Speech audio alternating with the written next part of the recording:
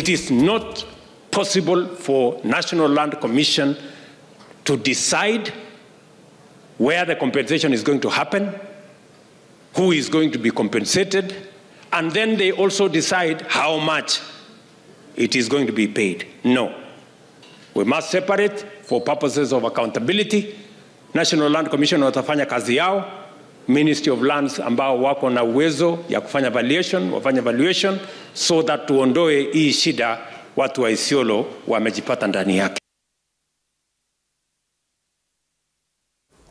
All right, that's the president speaking about what the National Land Commission has been doing, and he's talking about what he believes has been a bit of corruption, especially in the valuation of land for public projects. And I'm just reading the law, Honorable Boss, that is Section 113 of the Lands Act, provides that upon the conclusion of the inquiry, the Commission shall prepare a written award in which the Commission shall make a separate award of compensation for every person whom the Commission has determined to have an interest in the land.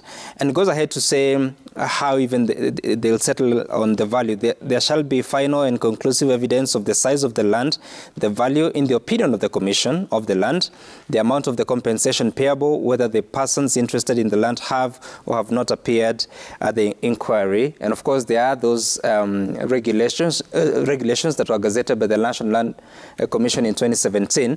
So when the president suggests taking away certain functions that squarely lie within the National Land Commission, and he's saying that the Ministry of Lands can actually do the work, what facts is he relying on? But how does he make sure that we do not claw back on the gains that have been made in the land sector?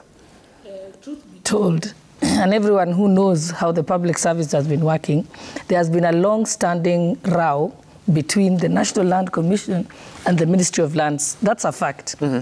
Any lawyer who practices conveyancing knows that that challenge has existed. Mm-hmm.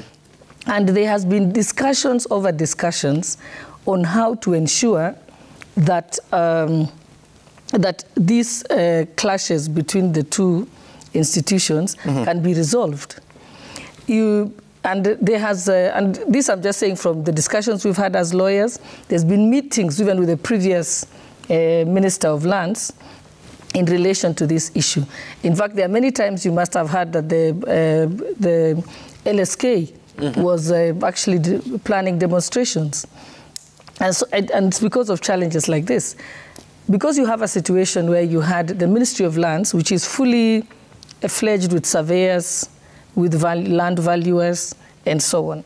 And then you had the National Land Commission that didn't have all that stuff.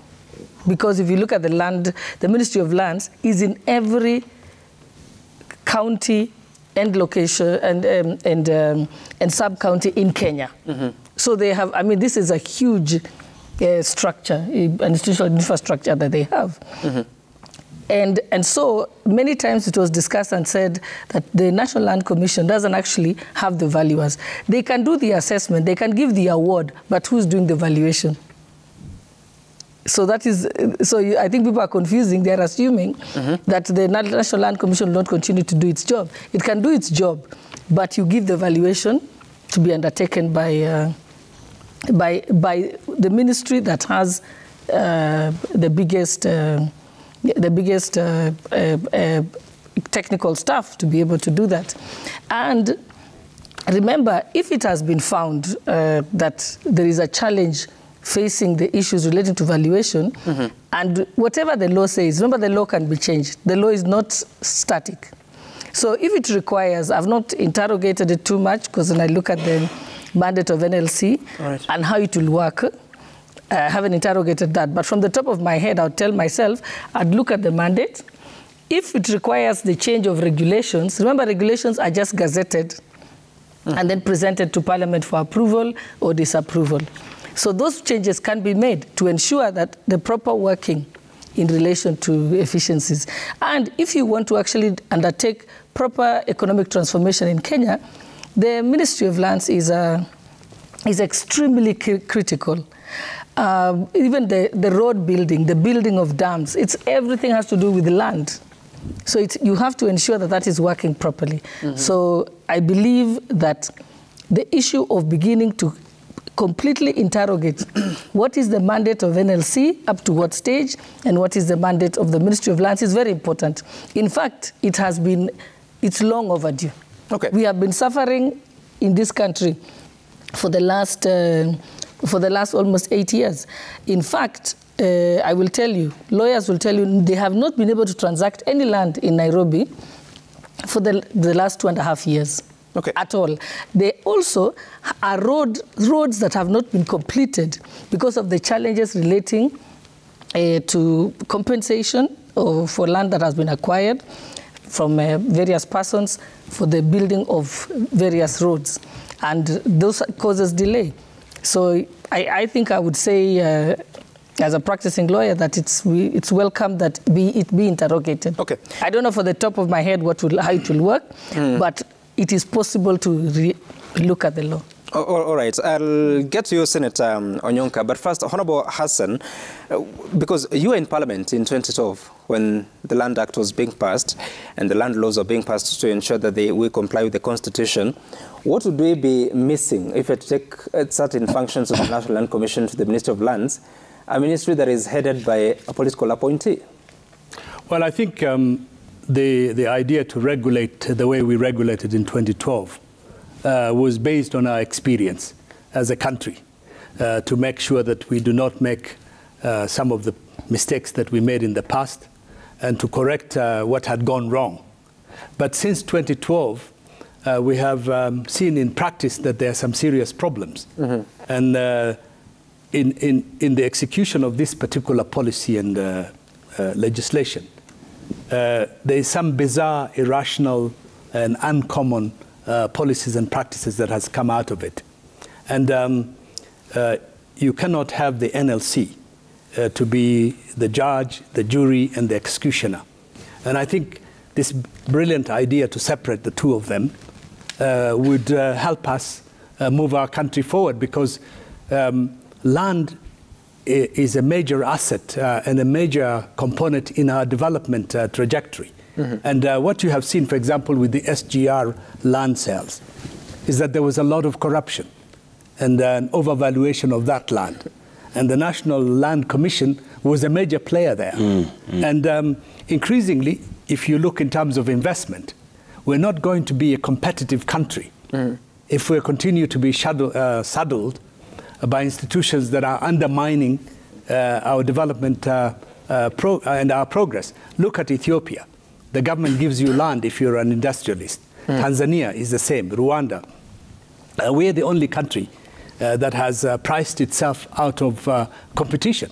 Because if you really want to put up a factory in Kenya, you wouldn't be able to do it because there are some speculators who would go to the National Land Commission and make sure that the value of that particular property has gone up. So I think there has to be some separation, balance and checks. I don't know whether the Ministry of Lands is the right institution to do that.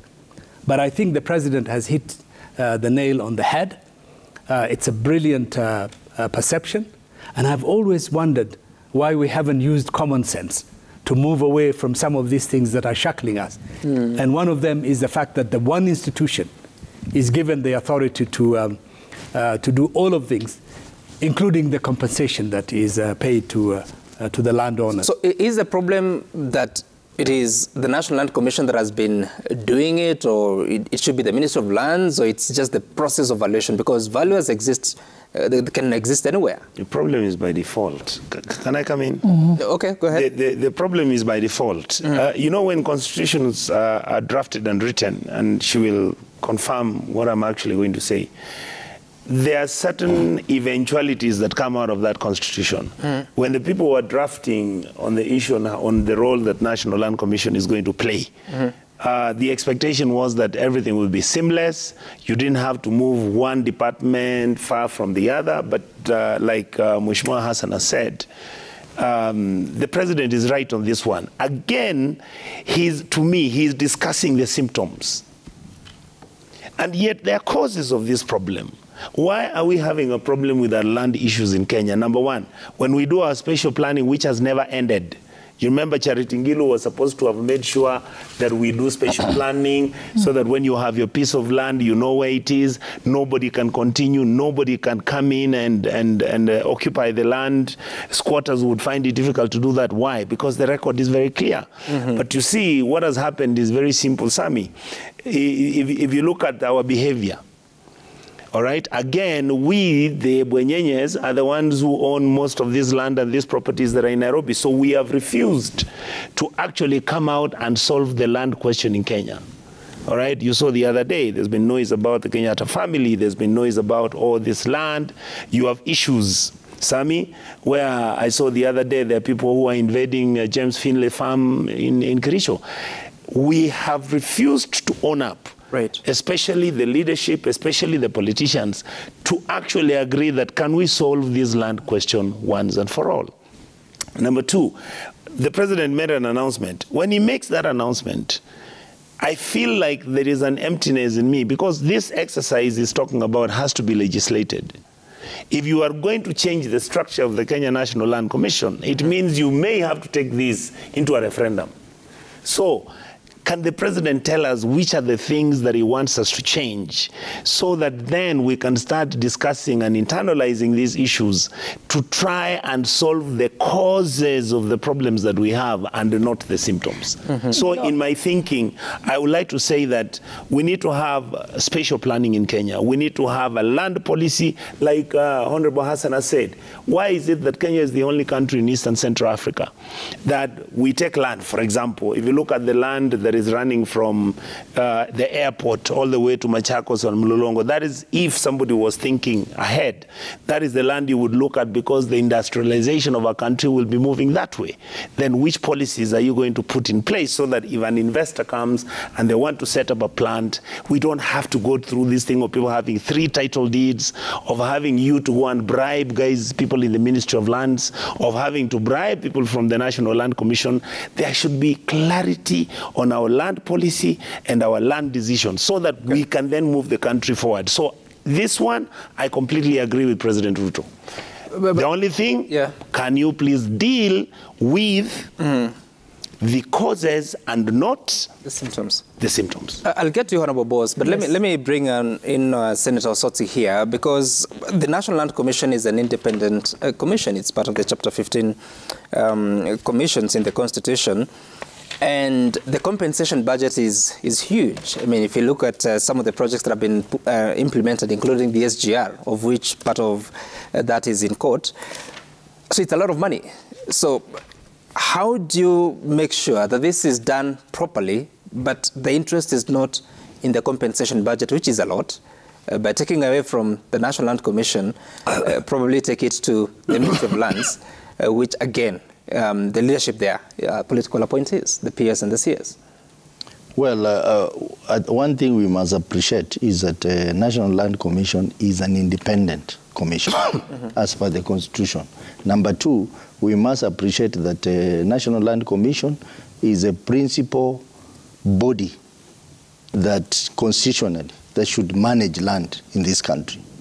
I am aware, of course, there has been clashes between the Ministry of Lands and the National Land Commission. But I think those are basic administrative issues that can be resolved. But what Honorable Ruto, President Ruto is trying to do is trying to rewrite the Constitution. He's trying to rewrite the Constitution because what he's trying to say, he's trying to remove vital functions from the National Land Commission and take it to the Ministry of Land. That is unconstitutional. Just like many other orders that he has given. If you look at the nation today, he's made some orders in regards to the health function, trying to take over the health function from the county. Are they orders or discussions?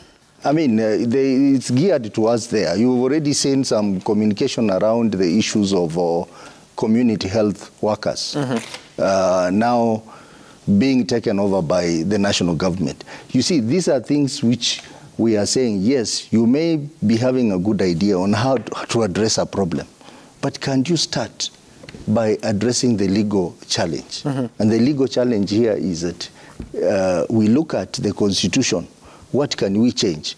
We appreciate that the health function is not being managed well in the counties. That is one. But what can we do to change that? We cannot just wake up and say, now, because this thing is not running well, national government has taken over. And then on the other hand, you remember, sorry for diverting into health matter, but I'm trying to explain the point of the constitutionality involved. You see, he held a meeting with the governors in the summit, and they agreed that within 6 months, all functions currently being held by the national government will be transferred. Right. Now we already done 2 months. We are remaining with 4 months. When the Intergovernmental Relations Technical Committee appeared before Senate, in my committee, they told us they're making progress to move all the functions to the national government, even health. One of the reasons why we have a health challenge in the counties is because the national government is still clinging on vital functions in health. They're clinging on the policy, they're clinging on the budget, and hence county governments cannot run effectively. So what we want the constitution to be implemented as it is. And if we have challenges with the constitution, then we go for the referendum. I mean, you cannot be solving problem by undermining. So because he highlights a problem, that there's a problem with the valuation itself, the amounts that are being given there. But also, so how do you correct, even within the current framework, how do you correct that? He just needs to call a meeting between National Land Commission and the Ministry of Land, and appreciate that the Constitution exists that gives the National Land Commission the powers to manage issues of compensation. Let me give you the mandate of the National Land Commission. I think it's good when you say something is unconstitutional, then you better cite the exact reading of the Constitution that has been flaunted by His Excellency the President. So let's not just make statements without confirming. If you look at the National Land Commission mandate, manage public land on behalf of the national and county governments, recommend national land policy, advise the national government on a comprehensive program for registration of title in the land. That means it's a comprehensive program. You see, their policy, they are not doing the operations. Valuing land is an operation. Okay, and then it says conduct research related to land and natural resources and recommend it to the appropriate authorities. Initiate investigations on historical injustices and recommend appropriate redress. It doesn't mean that they will be the ones to address it. They just recommend. Encourage the application of traditional dispute resolution mechanisms in land conflicts. Assess tax on land and premiums on immovable property in designated areas and monitor and have oversight over that. And so that is the valuation is not in the Constitution. No, it's one of the activities. It's not there. It's one of the activities. So what happened is the National Land Commission has its mandate, and then there were certain operational items that operational activities that it started to undertake by, as Senator here says, by default. What if you look? Some of them are in the Land Act that I read. Some of them are in the Land Act, Section 130. That's what I'm saying. Once you had the Constitution, then there was legislation that was passed, and then there was also need to have regulations.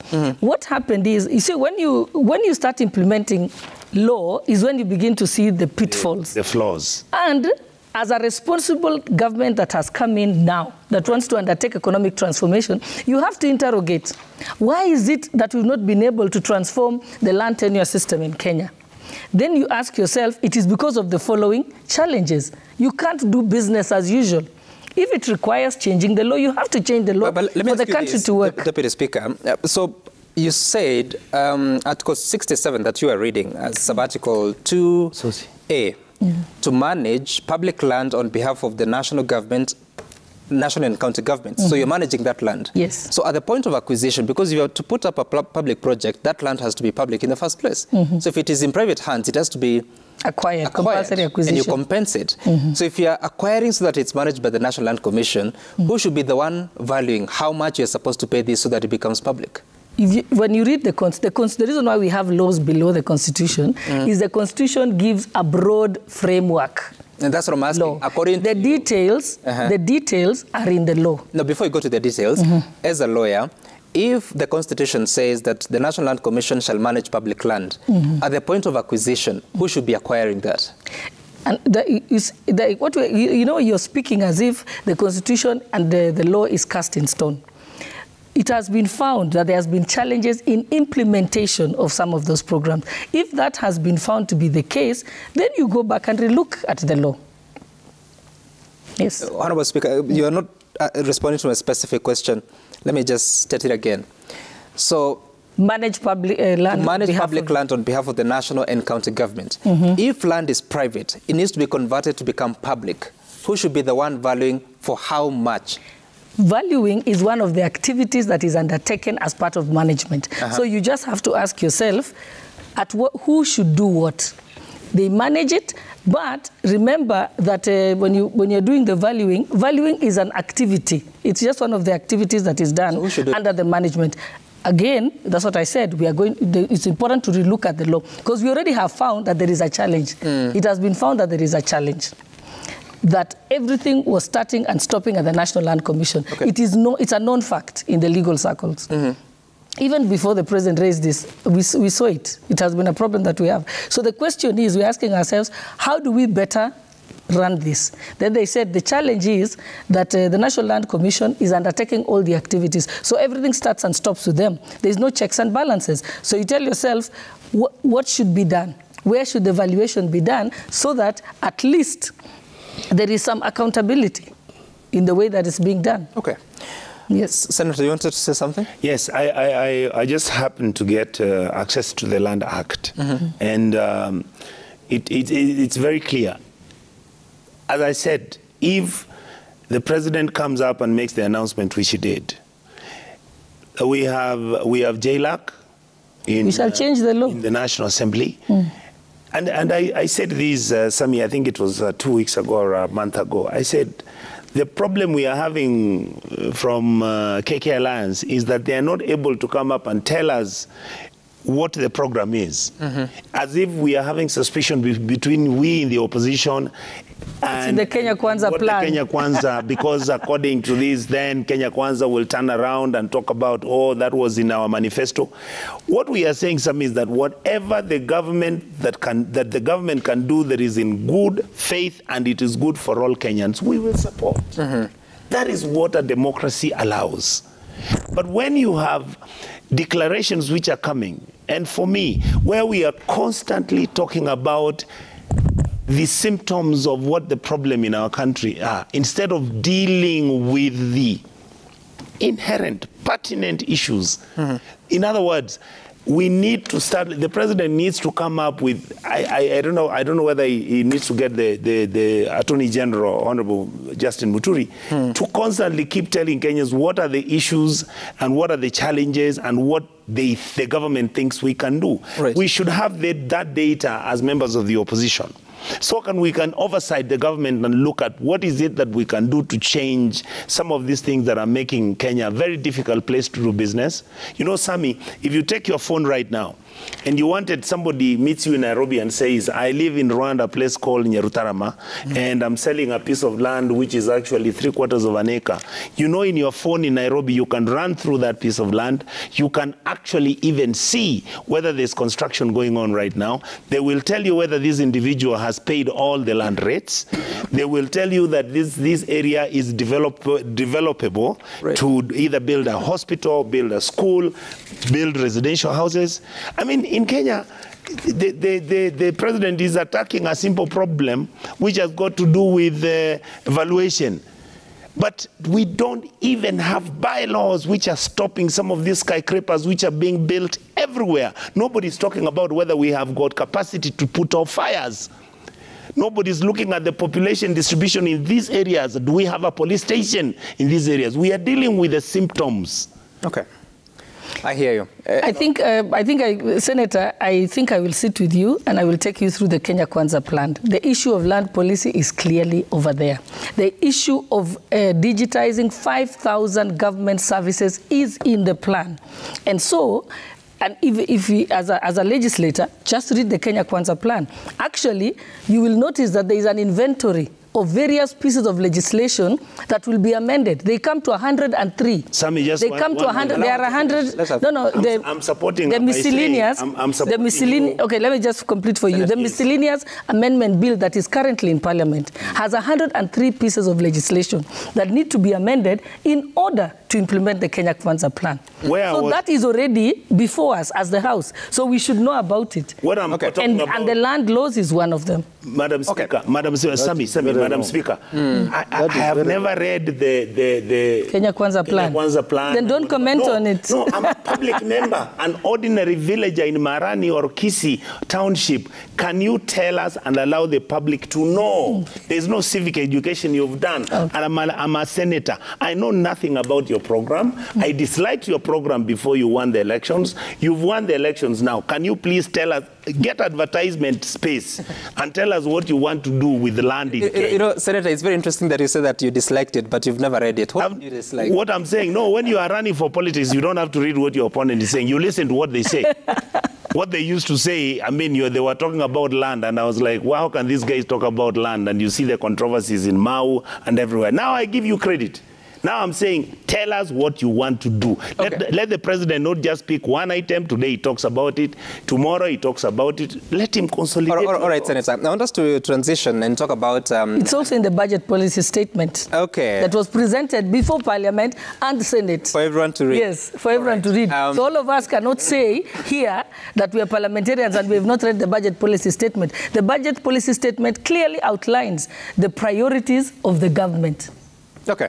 Deputy Speaker, I hear you. Let's transition to what the governors have been complaining about. They say that they are owed up to 94.35 billion shillings, the resources that should have been sent to them between the months of March and May. The money is due every 15th of every month, but now they are complaining, even threatening to shut down the government's listen. The government proposed to have another bill which they are taking to Parliament on FIF. Then it negates the effort that have been made by the county government on FIF, or Facility Improvement Fund. Some of them are tailor-made for the counties, and definitely you know that when we have a national law, it overrides what is already in the counties if it's on the same function. That is what we mean by eroding or clawing back on the functions for the county governments. All engagements and agreements made between the Ministry of Health and the Council of Governors have been bluntly disregarded, and there is clear demonstration of a lack of goodwill from the Ministry of Health.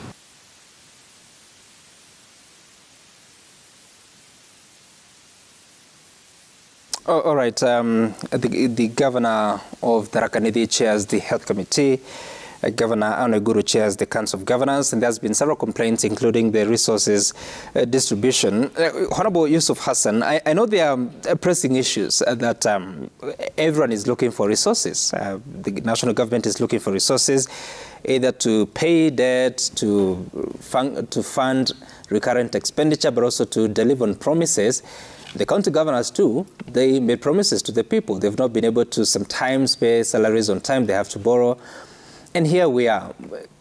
Is it that we're not telling each other the truth in as far as how much resources are available?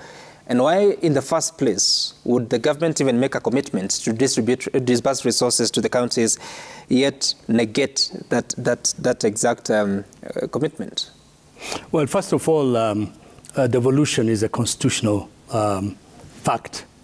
And the counties are there because the people of Kenya determined through a referendum that they should have 47 counties, and those 47 counties have to be funded from the central kitty. So I think providing support and assistance funding to the counties is an obligation, a constitutional obligation. It's not a charity or something that has to be determined by the central government. And I think there is a serious problem in terms of dispersing these funds to the lower levels of our institutions and the governors. many of them who are strong supporters of the president and the ruling Kenya Kwanza, have raised the alarm. There's something seriously wrong. And I think this matter needs to be addressed so that they can get the money to run their affairs.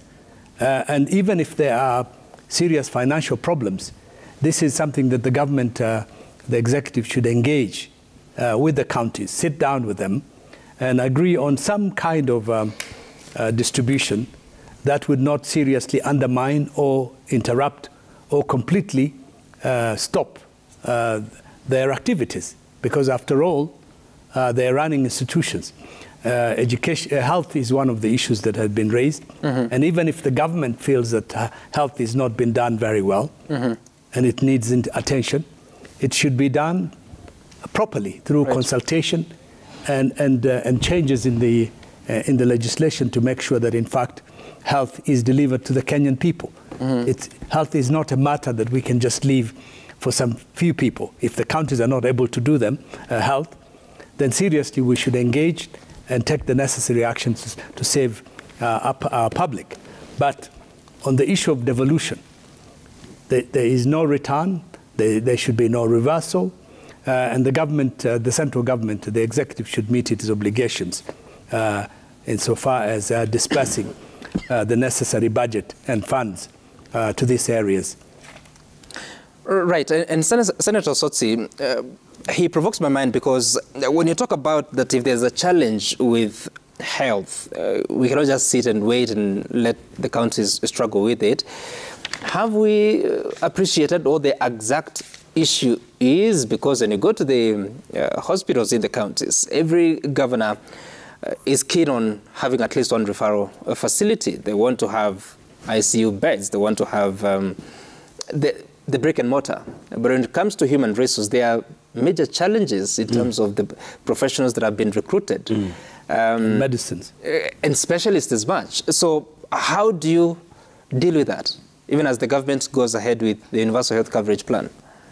Well, maybe allow me to comment on the disbursement of funds to the counties.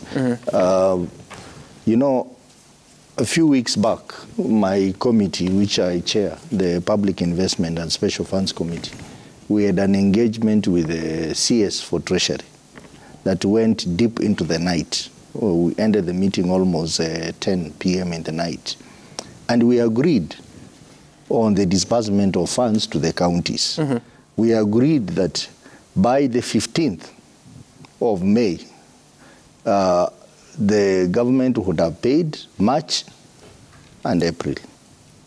We agreed by 15th of June, they would have paid May and June. Now, clearly, that agreement has been broken. And this morning, we are going to meet as a committee and consider to summon again the CS for Treasury to come and appear before us to explain to us why he has gone against the agreement we did. And we even held a joint press conference to announce that. It is so difficult, as some will tell you, for governors to run these counties if funds are delayed. The delay of funds is what creates what is commonly known as the pending bills. The delay of funds is what disorganizes the programming and the project management in counties. The delay of funds is what leads to deteriorating health services in counties. Right. Because if doctors have not been paid, health workers have not been paid, they cannot perform. So really, this is a serious problem and is a violation of the Constitution. Because, you know, we have two levels of government. We have the national government and we have the county government. And the law is very clear that 15% of the monies will go to counties. So even if the government collects 1 shilling, they need to take 15 cents to the counties and remain with 75 cents. That's not what they are doing.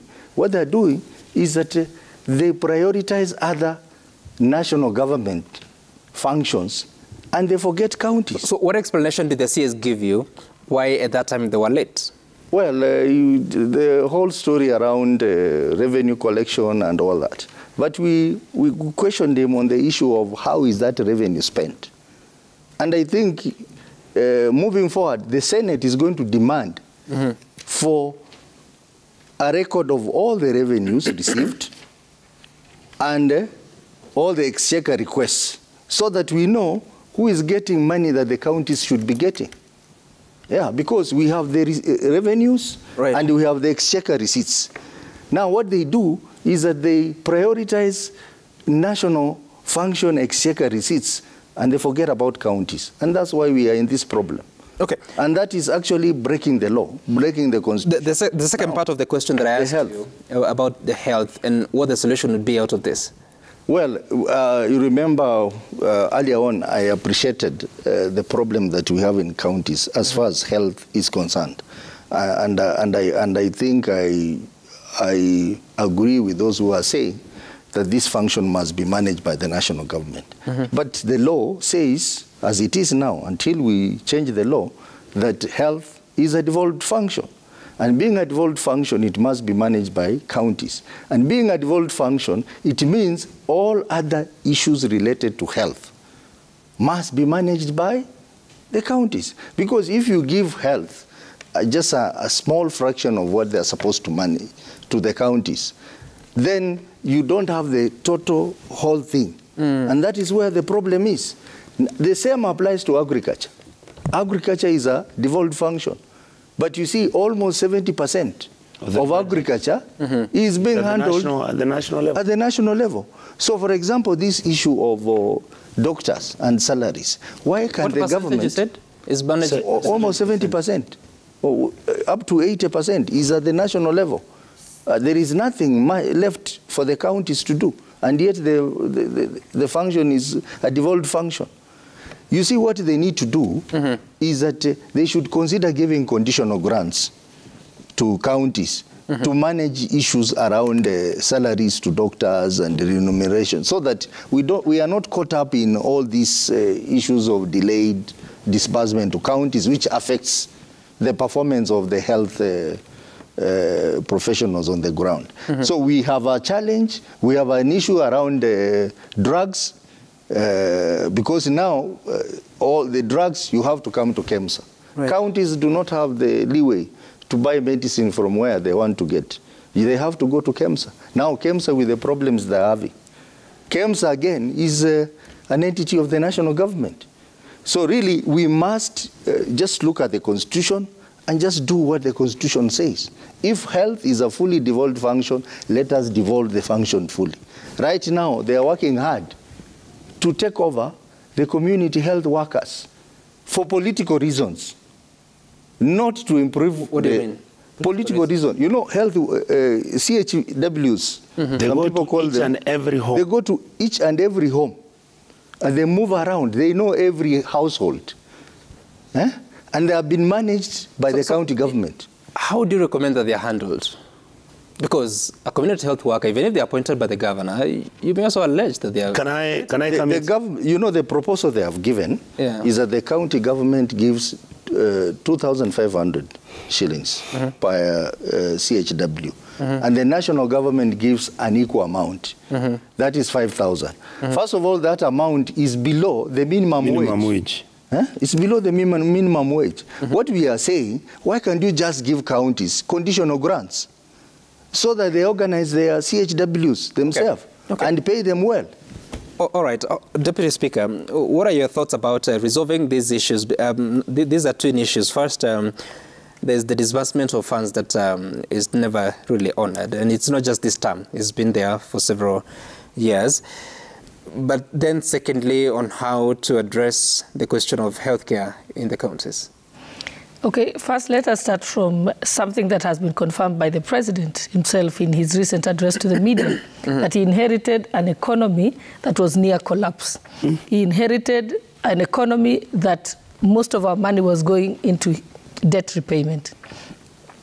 And then one of the first actions that was taken by the government was to reduce the borrowing. The reduction of the borrowing caused delays in disbursement of money. As you know, the first charge on our funds is actually debt. So we have to honor our debts first before we pay salaries, before we do anything. Do you consider disbursement to counties as debt? Sorry? No, I'm saying when we collect, what is given to the counties is what we have collected as revenue. A percentage of the revenue collected goes... That's what I'm saying. Yes. If you haven't disbursed resources for some 3... No, the first charge... No, the first charge is our debts as a country. Public debts, yes. Before we even disburse to counties or to the national government. That is where it starts. Then they had, and that is why the budget was relooked at immediately after this new government came in, because remember they inherited the budget of the previous regime. Right. So in order to prioritize some of the items that they looked at as priorities in order to move the economic transformation agenda, the budget was recalibrated again. That has caused delays. So there's been delays everywhere. Even salaries were delayed, and Kenyans were explained to that there's been delays because we've reduced the debt, because we're not going to borrow to pay salaries. We're going to only borrow to put it into development. Then further to that, we've also had, we are moving into a new budget cycle next month, end of next month. Again, that causes delays. So as counties are saying that it's very easy to say that money has been delayed and money must be sent to the counties, you should tell me where that money should come from.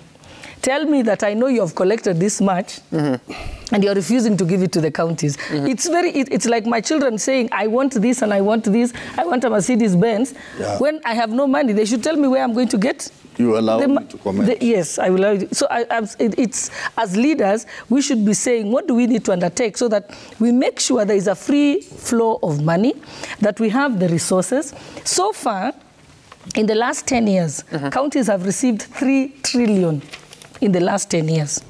And healthcare still doesn't work. We still have challenges with healthcare. Everyone can say. How do you resolve it? Is it doing some work at the national level, or is it what? No, there need to be conversations between the counties and the national government to say where are the challenges, what can we do to improve it. And that is exactly what's happening now. I attended the Council of Governors meeting that was held, the summit that was held. And I remember governors had opportunities to explain to the president the challenges that they have found. And they discussed what are the solutions that should be given. This issue of the healthcare promoters, community health promoters, was discussed. There was a big discussion as to whether to call them community health workers, because then that would have an implication on paying them and the trade unions and the minimum wage, as you say. So that is why they're being called promoters, so that it is a stipend. It is not a salary. So when they're not doing the work of a CHW, what are they doing? No, they have their own jobs. Have you ever met CHVs? I used CHVs for my medical camps in Uasin Gishu County, and they are not on salary, actually, but they work very closely with the public health officials of the county. And what happens is they are volunteers. They've been called community health volunteers. That's what's been their name throughout. Some counties were pragmatic, and some counties actually started to give them a stipend for them to be able to work. So, for example, I'll give you an example. When I needed to go and do a jigger cleanup in a certain area, it is the CHVs who actually told me, we have identified 250 people in this area who need the treatment and so on.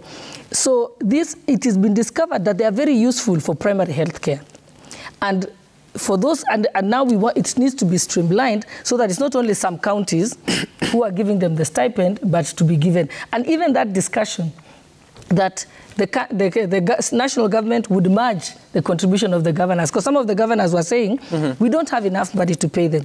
So, I sat there and I listened to the governor said, we don't have enough money. Then the president said, if you put in this much, then we will put this much as the national government. And it was actually agreed. As to the discussion that the devolved functions are being taken away from the counties, I think it's too early to say, because they've not been taken. It is discussions are being held, how to run them. That is what is happening at the moment. I hear you. But I agree that I agree that politically the position that's being taken by COG is it's a preemptive action. They just want to make sure that that is not going to happen. I think it's a good thing. And all of us support devolution. I'm a big supporter of devolution. Right. Devolution has changed the lives of Kenyans. The governor has attended a summit in Naivasha. I think it was February 10th. They were given a lot of promises. They were told that money will be released as it should, based on the law. That's what the president said, but that hasn't happened. They are 3 months behind, and I think that's what they are talking about. But Senator Onyonka... I mean, money will be released if there is money. If there is no money, then it's going to delay being released. Okay, Senator... Sammy. It's like that time when the salary is delayed. Okay. People could scream and shout and say they want the salary, but if there is no money, you'll have to wait. Then why not say so? Senator, where do we go from here? I can mention to Madam Speaker this way. Madam Speaker, we are achieving our targets of the revenue being collected. For the last 5 years or 10 years, the Jubilee now and then, when it was in power, at least President Uhuru was able to release money. We never had a crisis where we would not be able to pay county governments their money. Why? Because the percentage is only 15%. We have moved from when devolution started, when we had 1.2 trillion of revenue. Now we are at a budget of 3.5 trillion. What we are actually saying is very simple. Either the KK Alliance administration is either confused, this job is so complex they're not able to handle it, because, because what I want to say is this, my brother. Look at health. We know what the challenges are. In fact, some of us, contrary to what my brother Ososi says, some of us on the other side at Azimio have been saying we need to engage with KK Alliance so that we can agree what do we do with the referral hospitals. It makes sense maybe for these hospitals to be returned back to the national government. If the national government feels that they can handle that they're going to get these conditional grants from donor funding and everything, and all that stuff. They're still with the national government. All that stuff is supposed to happen. When you go down and cascade it to the level 1, 2, 3, then you start now again facing the causes that I was talking about. Where are we? These community health workers, we are talking about giving somebody a stipend of 2,000 shillings. Again, unrealistic. Look at the way we are treating our nurses. Now, in fact, what I foresee in the next coming 2, 3, 4 years, all our nurses are leaving the country. All our nurses are being opportunity to go to Canada, to go to America and everything. Yes, I'm very happy if KK Alliance can organize bilateral so that these nurses can go. Please let them go.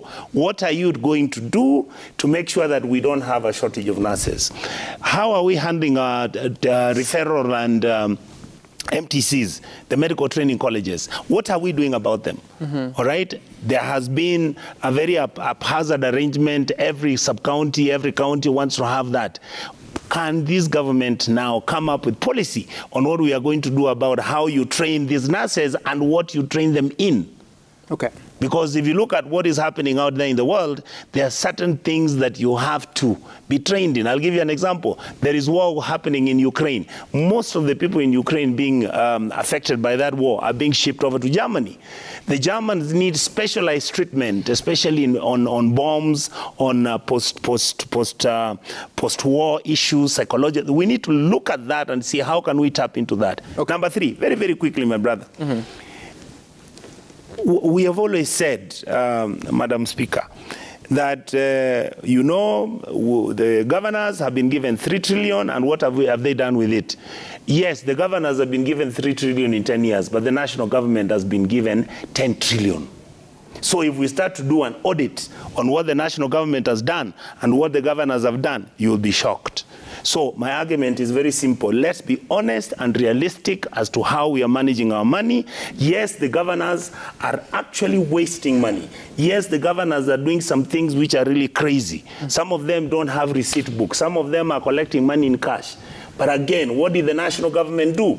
Brought in equipment. The governors never negotiated anything. They didn't know how much this equipment was done. It was single sourcing, and look at the wastage of the amount of money that has gone into those things. Some of those machines have never been opened in some of the health centers. So there needs to be honesty and clarity from the national government, how we engage the county governments. And by the way, I just want to mention to the president today, If the teachers go on strike, if the people of the medical fraternity go on strike, and you have Kenyans complaining all over about these things, then you are going to have a problem. Okay. I believe he's qualified enough to manage this crisis. Let him get clever people to sit around with him so that he can intervene and solve these problems before they get out. I'll just give one interjection. It's I think the recommendation that is being talked about is having a health risk commission. Again, the discussion about the commission to manage human resources in the health sector and promotions and all was actually in the Kenya Kwanza plan, because it was known that some governors would promote somebody who has certain qualifications and give them a high growth job group. But in another county, the same person with similar qualifications is in a lower pay grade. That's why you found that in some counties people are striking and not striking, and in other places are not striking. So that is why there is need to look at the management of the health workers. In fact, the reason why they leave is because they don't get competitive rates here in Kenya. Okay, all right. So that is the conversation. Let's give the president latitude to try and fix this. He has only been in office less than a year. All right, and tomorrow you have a conversation about the health sector with different players, especially professionals in the healthcare arena. Let's take a look at the feedback that has come to us via Citizen TV Kenya. Tam Gichuku, the hashtag to use is daybreak. Remy Butia, you're saying that national government needs to show commitment to implementing devolution, which has been a game changer. Devolution of resources and power holds the key to real development, especially in marginalized counties. It can be done, and the time is now. Honorable Lillian COA, you say that I fully support the idea of national government to take health sector, county governments, headquarters of corruption and zero development. They will kill and destroy health sector. All right. We all agree that the issue of land in Kenya is another disease affecting us. The president should deal with it legally in parliament, but not just talking about it in public places. That is a Dongo Rolex. Rev Harry, you're saying that the president is right. Go clean all these messes. Land has been a major issue in Kenya for many years, which has defrauded many innocent Kenyans a lot of money. I urge him to let Kenyans understand the functions of Land Commission and Ministry of Lands. God bless. And Babu Michael, you say that officers in the Land Ministry are the ones who collaborate with cartels to issue fake land documents and knock out real landowners. So transferring land valuation to that ministry is not solving the whole problem, but more interventions will. Remember that these matters are managed by the Ministry of Lands for close to 50 years. Engineer Lazaro says that to deal with corruption, President Ruto should stop listening to negative voices, urging him to reward cronies with plum public jobs. Promotion, elevation, appointments, and position should strictly be done through merit. That's Engineer Lazaro. And Raz Bashir, you're saying that more cartels could have involved themselves in this cruel sugar saga, starting with KEBS, NEMA, and some individuals. Was it carried with pockets of lorries? Who opened the high-guarded go-down? Any CCTV footage? Who did the work of packaging? The questions, pertinent questions that are being asked this morning. Honorable Yusuf Hassan, are you going to the Jubilee NDC? No. Why? You're a member of the Jubilee Party. No, I am not likely to go. We haven't had a PG, we haven't had an NDC, nor have we had any review or postmortem. And given the fact that, in fact, our party had suffered that devastating defeat in the elections, we should have had a postmortem and a review. So who is the leader of your party? The leader of the group that I support is led by Sabina Chege. Okay. All right. And I think I'll leave it at that. We'll be bringing you the latest from the Ngong Race Course. That's where the NDC will be happening. Ayub Abdikadi will be there to bring us the latest. An interesting conversation going on there. Yusuf Hassan from Kamukunji, Godfrey Sotsi from Vihiga, Gladys Boss, Deputy Speaker and Woman Rep from Uasin Gishu, as well as Senator Richard Ojonka. Thank you for making time for us this morning to have these conversations. And up next is Sporty Monday, the very, very important conversation they must have this morning about the champions and, of course, the future of the Premier League, even as we wait for the conclusion of the series this time round. Senator Onyonka supports Arsenal. I'm so sorry. You came so close. You know, I've waited for 14 years for Arsenal to just win this thing. And then my temperature has changed, I don't know what to do. For 1 week, let me recover. Okay. Imagine in Azimio, we lose. Then now this one again, I lose. And I'm there in Arsenal with Baba. We are losing everything. Hey. Sorry, Senator. I didn't expect that, but it's good to give you. We will listen to all of you, Arsenal supporters and everything. Napole sana. Raburu is up next.